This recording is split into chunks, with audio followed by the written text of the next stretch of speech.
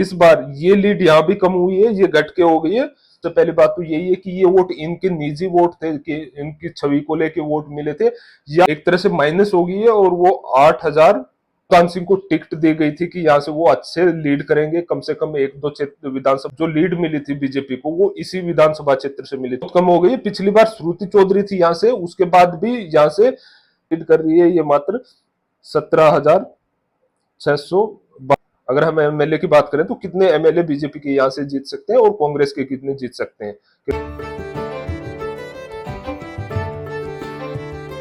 बाडडा news देखने वाले सारे दर्शकों ने राम राम और नमस्ते। आज की इस वीडियो में आप चर्चा करांगे भिवानी महेंद्रगढ़ लोकसभा सीट का बारे में, जिसमें चुनाव हुए थे 2024 में। तो उसमें कौन सी विधानसभा क्षेत्र थी, कौन सी पार्टी का कैंडिडेट लीड कर रहा था, भाई बीजेपी का धर्मवीर सिंह लीड कर रहा था या कांग्रेस का रावदान सिंह, और कितनी वोट थी लीड कर रहा था। हम ये नहीं देखेंगे कि उसमें किसको कितने वोट मिले, हम सिर्फ ये देखेंगे कि भाई उसमें कौन सी पार्टी का कैंडिडेट लीड कर रहा था। जैसे अगर हम बात करें लुहारू, जो भिवानी लोकसभा में आती है और जहां से बीजेपी के एमएलए हैं जेपी दलाल और कृषि मंत्री भी हैं, तो यहां से 2019 में बीजेपी को 37,335 की लीड मिली थी, जो इस बार घट के एक तरह से माइनस हो गई है और वो 8,319 कांग्रेस की तरफ चली गई है। यहां से कांग्रेस पार्टी लीड कर रही थी 8,319, जबकि 2019 में बीजेपी लीड कर रही थी। और यहाँ से कृषि मंत्री भी है और ऐसी संभावनाएं लग रही थी कि यहाँ से बीजेपी लीड करेगी, पर कितने से ये पता नहीं था, मतलब कम ही नंबर आ रहा था। पर हुआ उसका अपोजिट कि यहाँ से कांग्रेस लीड करेगी। उसके बाद हम बात करें, अरे जो नंबर है ये मैंने जो इलेक्शन कमीशन ऑफ इंडिया की साइट है वहां से उतारे हैं। हो सकता है कि लिखने में या बताने में कुछ गड़बड़ हो गई हो, तो कृपया उसको अवॉइड करें। उसको आप कमेंट बॉक्स में बताएं कि ये नंबर इतना था, आपने गलत लिख दिया, तो वो बताएं, ये मैंने वहां से लिया है। और बाडडा जो चरखी दादरी में आता है, यहाँ से नैना सिंह चौटाला जो जेजेपी की कैंडिडेट है वो एमएलए है यहाँ से। और पिछली बार सबसे कम जो लीड मिली थी बीजेपी को वो इसी विधानसभा क्षेत्र से मिली थी, 25,000 के आसपास। जो इस बार यहाँ से लीड मिली है कांग्रेस को, वो मिली है 27,102। ये इतनी कांग्रेस को लीड मिली है इस बार यहाँ से, और पिछली बार 25,000 के आसपास बीजेपी को लीड मिल रही थी। उसके बाद हम बात करें चरखी दादरी, जो विधानसभा क्षेत्र है चरखी दादरी में आता है, सोमवीर सिंह यहाँ से इंडिपेंडेंट कैंडिडेट है। यहाँ से पिछली बार बीजेपी को लगभग 45,946 ये लीड मिल रही थी 2019 में। इस बार ये घट के 5,281 ये कांग्रेस की तरफ चली गई है। यहां से भी ये कांग्रेस की तरफ चली गई है। ठीक है, तीनों विधानसभा क्षेत्रों में पहले बीजेपी लीड कर रही थी एक अच्छे नंबर से, इस बार घट के ये तीनों की तीनों विधानसभा क्षेत्र में कांग्रेस लीड कर रही है। अगर उसके बाद हम बात करें भिवानी की, तो भिवानी में पिछली बार 68,000 से बीजेपी लीड कर रही थी। इस बार ये लीड यहां भी कम हुई है, ये घट के हो गई है 28,851। ये बीजेपी ही लीड कर रही है, ये बीजेपी ही लीड कर रही है यहाँ पे, पर उनका वोट कम हुआ है, 28,000 29,000 के आसपास आ गया है। मैं एक बात पूछना चाहता हूँ, ये जो लीड कर रही है, अगर आप जानते हो ये 3 में लीड कर रही है, जो कि एमएलए है महेंद्रगढ़ से रावदान सिंह, जो कांग्रेस के कैंडिडेट है, पर वो लीड कर रहे हैं चरखी दादरी से, लुहारू से, बाडडा से। तो क्या ये वोट इनके खुद के वोट थे, मतलब इन, या फिर जो कि मोदी को हराना चाहते थे या बीजेपी को हराना चाहते थे वो वोट है? कृपया ये बताएं। सबसे पहली बात तो यही है कि ये वोट इनके निजी वोट थे, कि इनकी छवि को लेके वोट मिले थे, या मोदी को हराने का एक ट्रेंड था हरियाणा में कि या इस बार बीजेपी को या मोदी को हराना है, तो वो वोट मिले? कृपया कमेंट बॉक्स में ये बताएं। उसके बाद बात करें हम तोसाम, भिवानी की किरण चौधरी यहाँ से कांग्रेस की एमएलए हैं। पिछली बार इनकी लड़की चुनाव लड़ रही थी यहाँ से, श्रुति चौधरी, उनको 34,500 से भी ज्यादा से लीड मिली थी बीजेपी को। तो इस बार यहां से जो लीड है वो घटकर रह गई है 8,063। बीजेपी ही लीड कर रही है, पर ये बहुत कम हो गई है। पिछली बार श्रुति चौधरी थी यहां से, उसके बाद भी यहां से बीजेपी को ज्यादा वोट मिले थे। धर्मवीर सिंह को 35,500 की लीड मिली थी।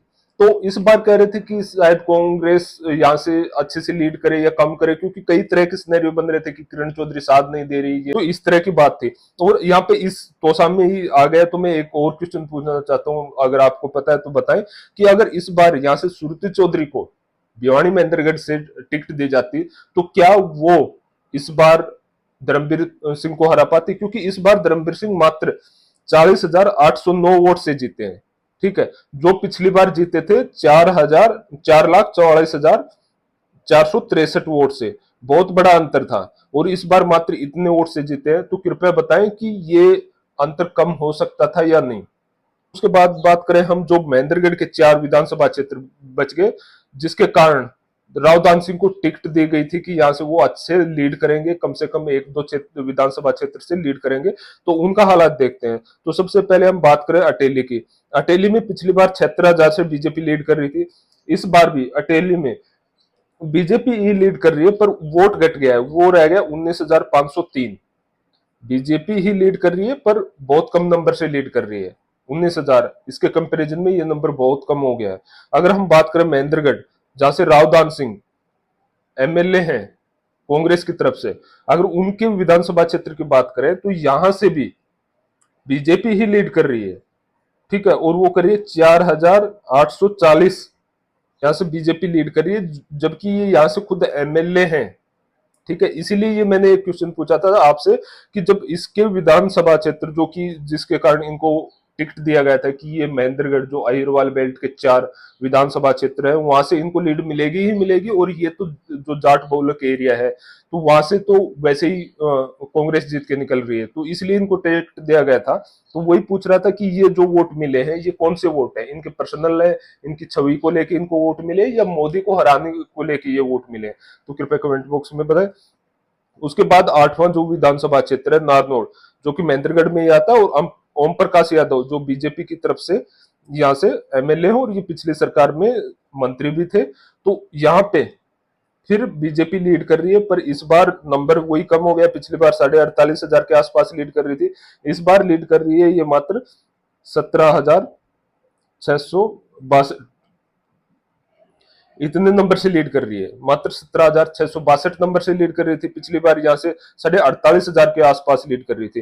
तो ये अंतर हर एक में कम हुआ है, यहाँ तो माइनस में जाके कांग्रेस को ही लीड मिल रही है। उसके बाद बात करें हम नांगल चौधरी की, अभय सिंह यादव फिलहाल यहाँ से बीजेपी की तरफ से एमएलए है, और वो फिलहाल जो नायब सिंह सैनी की सरकार है उसमें मंत्री भी हैं। तो यहाँ से अब की बार फिर बीजेपी लीड कर रही है, पर मात्र 2,592 बीजेपी ही लीड करे इन क्षेत्रों से, जो कि 4 अहिरवाल बेल्ट के हैं, और इसी कारण इनको दिया गया है। तो क्या लगता है कि इस बार अगर यहाँ से श्रुति चौधरी उठती तो क्या उनको यहाँ पे कुछ फायदा मिलता, क्या वो धर्मवीर सिंह को हरा पाती, क्योंकि धर्मवीर सिंह लगातार तीसरी बार एमपी बने हैं बीजेपी की कोटे से। और ऐसे ही हम बात करें तो गुड़गांव से राव इंद्रजीत सिंह, और फरीदाबाद से कृष्णपाल गुर्जर, ये 3 ऐसे एमपी हैं जो लगातार तीसरी बार बने और बीजेपी की कोटे से बने।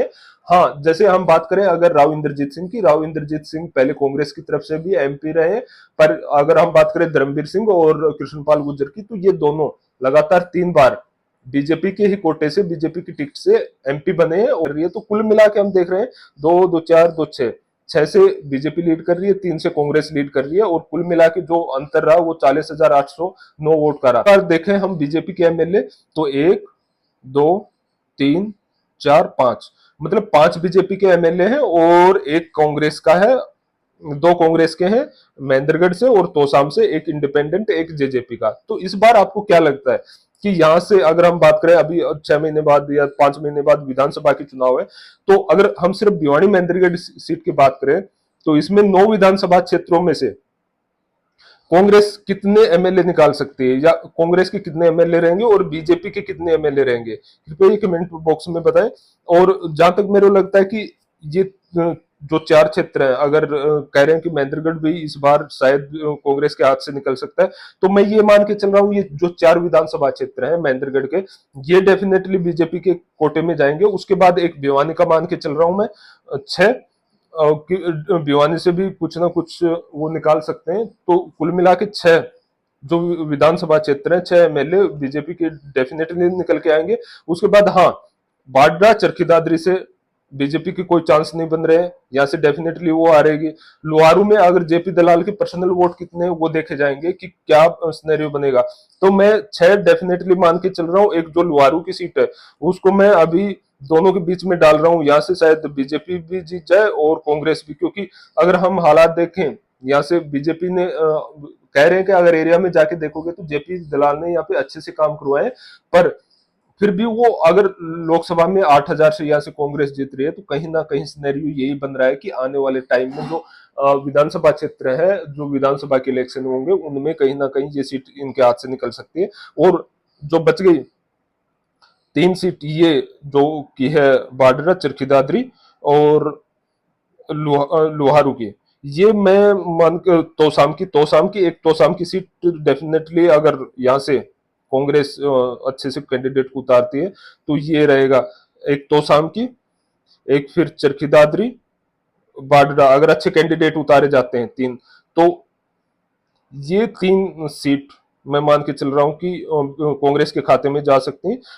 पर ये 4 और एक 5 सीट डेफिनेटली बीजेपी के खाते में जाएंगी। आपका क्या मानना है? क्वेश्चन वही है, क्या श्रुति चौधरी यहां से जीत सकती थी अगर दाऊन सिंह की जगह टिकट मिलती? और आने वाले जो विधानसभा क्षेत्र है उनमें से 9 में से कितनी सीट एमएलए, अगर हम एमएलए की बात करें तो कितने एमएलए बीजेपी के यहाँ से जीत सकते हैं और कांग्रेस के कितने जीत सकते हैं, कृपया ये बताएं। और हमारा क्वेश्चन यही था कि यहाँ से ये जो 3 विधानसभा क्षेत्र में बीजेपी कांग्रेस लीड कर रही है, या कि ये दान सिंह के पर्सनल वोट थे, या फिर ये मोदी को हराने के लिए या बीजेपी को हराने के लिए वोट थे?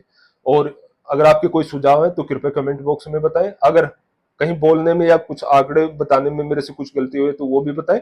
और ये यहाँ तक हमारे साथ वीडियो में बने रहने के लिए आपका धन्यवाद। Thank you.